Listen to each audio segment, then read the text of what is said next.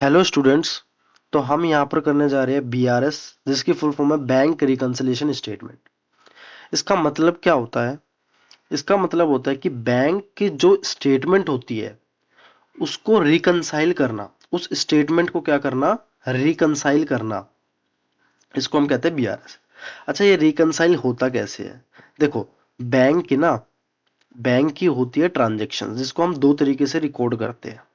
Bank की जो हमारी ट्रांजेक्शन होती है हमारी, उसको हम दो तरीके से रिकॉर्ड करते हैं। जैसे पहले होता है हमारा कैश बुक में जैसे, और एक होता है पासबुक में।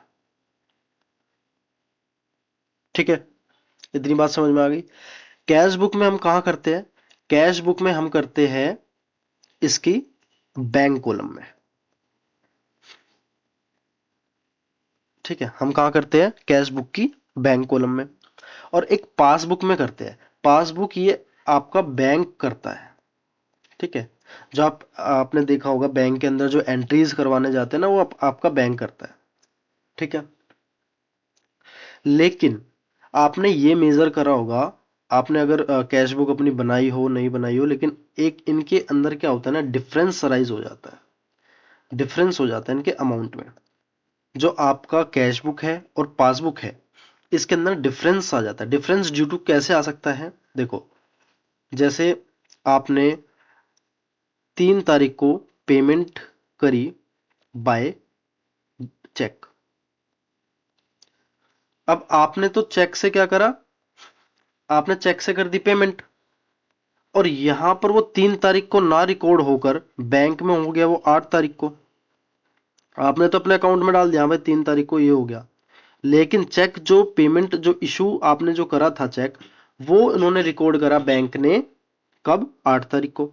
तो जो अमाउंट है उसमें डिफरेंस आ गया। जो अमाउंट है उसमें डिफरेंस आ गया, जिसके कारण यहां पर हमारा डिफरेंस अराइज हो गया। ठीक है, तो अभी तो हमने इतनी बात करी कि बैंक बीआरएस को हम क्यों करते हैं इस चैप्टर को, क्योंकि जो डिफरेंस होता है उसको हम इक्वल ला सके। क्लियर है? नेक्स्ट देखो, अब हमें क्या पढ़ना है। मैं आपको एक छोटी सी चीज और बता दूं। एक हमारा जो बैंक होता है और हमारा ये कैश होता है, कैश बुक वाला,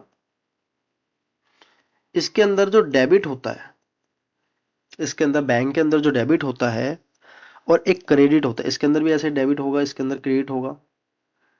तो कैश बुक के अंदर जो हमारा डेबिट बैलेंस है उसको हम प्लस करते हैं और क्रेडिट बैलेंस को माइनस। और ऐसे ही बैंक में जो डेबिट बैलेंस होता है उसको हम क्या करते हैं, माइनस, और क्रेडिट बैलेंस को प्लस करते हैं। जैसे आपके अकाउंट में एक मैसेज आता है, आपके फोन में मैसेज आता है, आपने आपकी तरफ से पैसे आए, मान लो कहीं से पैसे आए आपके अकाउंट में, क्या होता है, आपका बैलेंस क्रेडिट हो गया। तो क्रेडिट हो गया क्या मतलब? बैंक ने एक स्टेटमेंट दी कि आपके अकाउंट में पैसे आ गए, मतलब प्लस हो गया। और कैश बुक में हम उसकी नेगेटिव डालते हैं। इसका अच्छे से डिटेल में मैं आपको बताऊंगा, बट यहाँ पर अभी फॉर्मेट की हम बात करते हैं। थोड़ा सा बीआरएस का जो फॉर्मेट होता है उसके बारे में मैं आपको बताता हूँ। जो फॉर्मेट होता है ना आपका, सिंपल बताऊंगा आपको, ज्यादा मतलब फुल मार्क्स इसमें मिलेंगे, कोई ज्यादा वो नहीं है। देखो, सिंपल एक लाइन खींचना,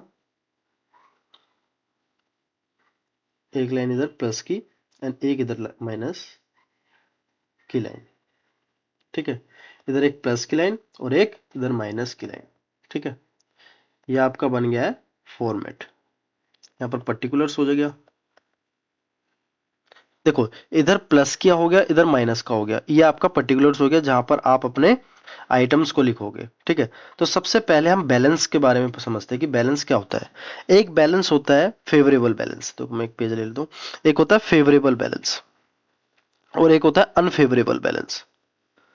फेवरेबल बैलेंस जो होता है वो होता है हमारा पॉजिटिव बैलेंस, और जो अनफेवरेबल बैलेंस होता है उसको कहते हैं हम नेगेटिव बैलेंस। ठीक है, अब हमारा ना बैलेंस स्टार्टिंग पॉजिटिव से भी हो सकता है, नेगेटिव से भी हो सकता है, क्योंकि हमारा डिफरेंस जो है, जो हमारा डिफरेंस है, जैसे मान लो 50,000 रुपये है किसका, कैश बुक का, और 60,000 रुपये हो गया हमारा पासबुक का। तो यहां पर जो 10,000 रुपए है वो नेगेटिव आ गया ना, अगर हम किससे स्टार्टिंग कर रहे हैं, एज पर दी कैश बुक हम स्टार्ट कर रहे हैं। तो इस चीज को हम अच्छे से डिटेल में बताऊंगा मैं।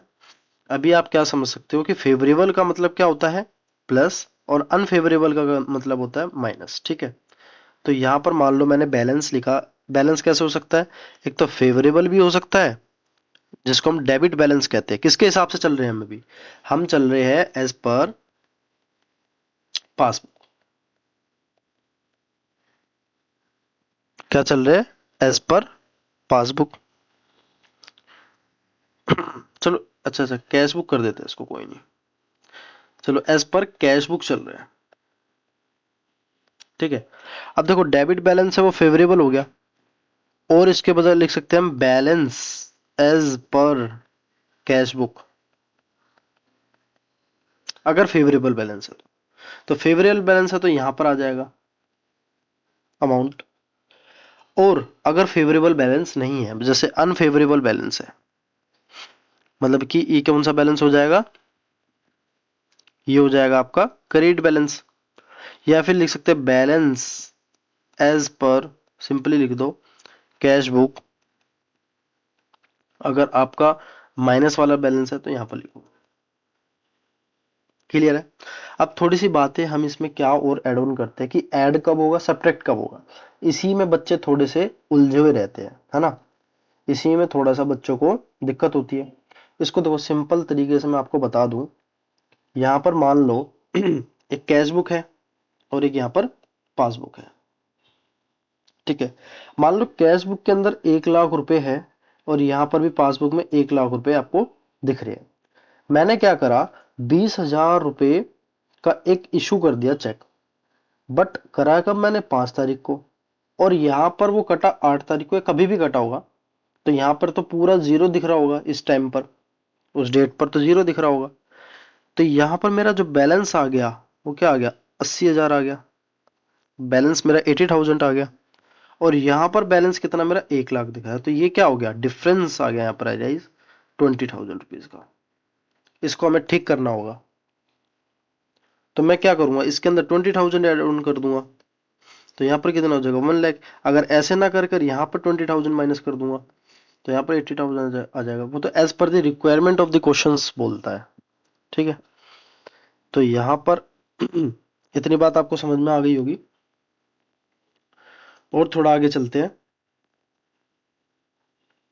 यहाँ पर पढ़ते हैं check issued but not presented. इसमें क्या होता है, ऐड करते हैं। चेक इशूड तो कर दिया हमने, issued but not presented. Check issued but not presented, but not presented मतलब देखो, ये वाला समझ लो। चेक हमने इशूड कर दिया, हमने 20,000 रुपये का चेक इशूड कर दिया, बट वो प्रेजेंट हुआ ही नहीं। तो इसका मतलब जो है, कैश बुक का जो बैलेंस है वो कम आ रहा होगा, पासबुक का ज्यादा आ रहा होगा। हम चल किसके हिसाब से रहे, हम चल कैश बुक के हिसाब से रहे, तो पासबुक की हमें बात माननी पड़ेगी। और पासबुक में अगर बैलेंस 1 लाख है, तो हमें यहाँ पर इसको ऐड करना पड़ेगा, इसको बढ़ाना पड़ेगा।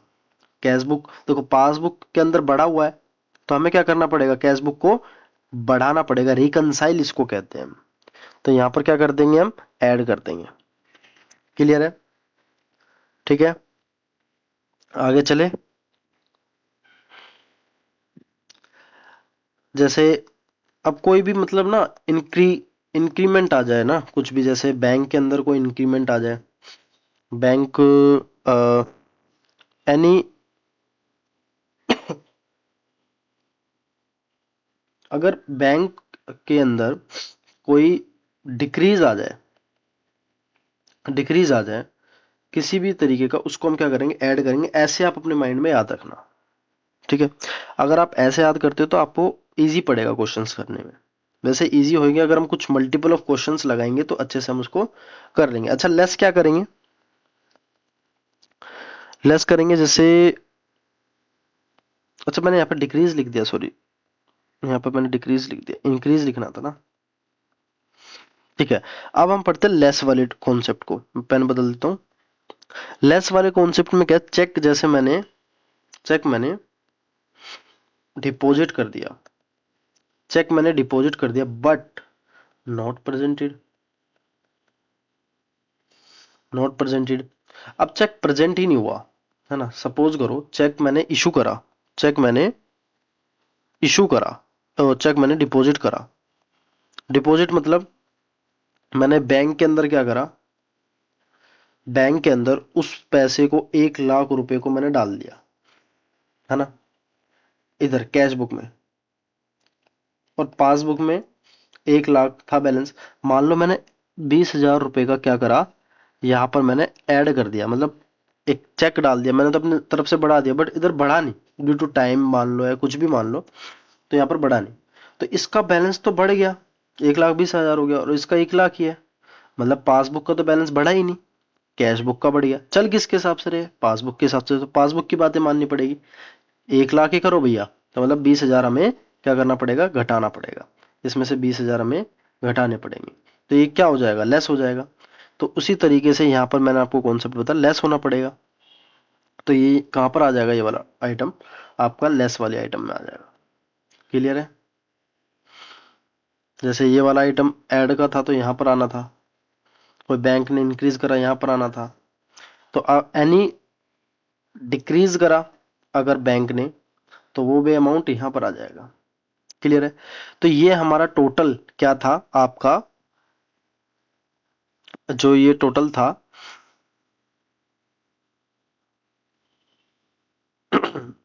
ये टोटल जो आपका आपका जो भी कॉन्सेप्ट था इसी क्वेश्चंस में बनेगा। अब लास्ट में क्या आता है, बैलेंस एज पर जोन सा भी मांग रहा है, जैसे हमने कैश बुक से चला तो यहाँ 100% क्या आएगा, पासबुक, ठीक है।